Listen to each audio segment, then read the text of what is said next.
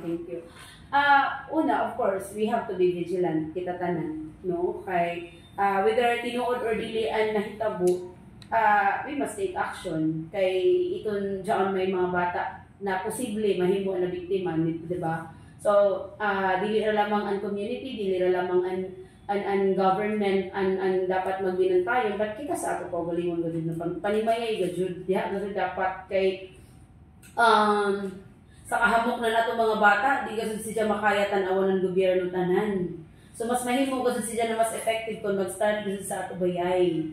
Ang disiplina, ang pagbantay, ang pagmonitor and all sa ato mga bata. And of course, ang protection. Number one, mga pinaka-basic gud na maghatag dapat ng protection sa mga bata and family man. So amo siya una, dili ra tanan nato iasa sa gobyerno tanan, no? Kay mas effective gud kung mag-start sa own family and protection and itong comfort na gikinahanglan ng tanan mga bata. And of course, sa tanan atong mga ginikanan, malimtamot gud kita na mahibayo sa whereabouts na natong mga anak. Kay makuratan ra kita na ay na mo sa ini si Chad na iba na mo sa dito. So just recently sab kay nabuntag, may amo man group chat ng mga MSWDOs. May amo isa kakaiba na MSWDO sa Socorro, nag-share ng adton ko na may nawaya gaso dito sa ila. And accordingly, ni iban na ko na dito na bata for Bible study.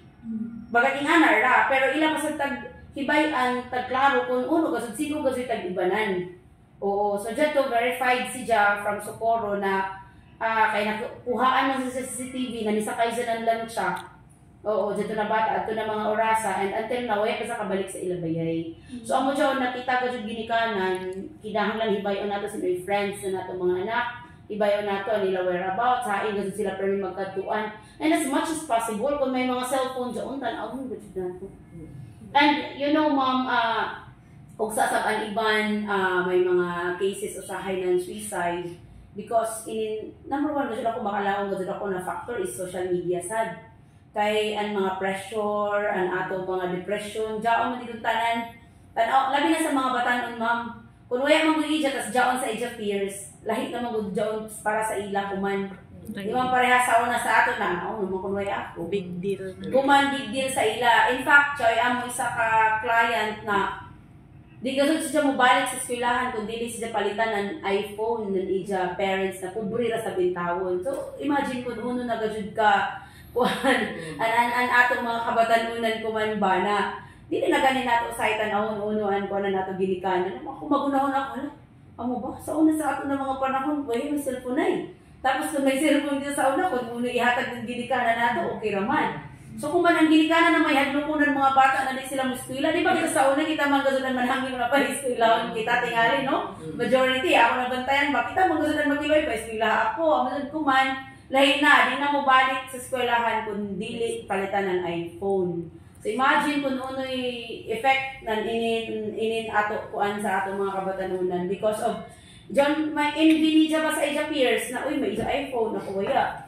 Ay siya nagbakasyon dito, nagpalit na amoy nila mga ako waya. So makakos mo dyan ng depression, ma'am.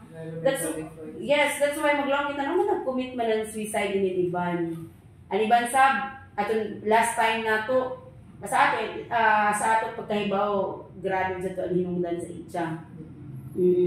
So hamok na factor, ma'am. So amo na ang ako ra message is aside sa be vigilant kita tanan, let's lang pa monitor ato mga bata and bantayan gud nato. And safety and protection should always start from our home.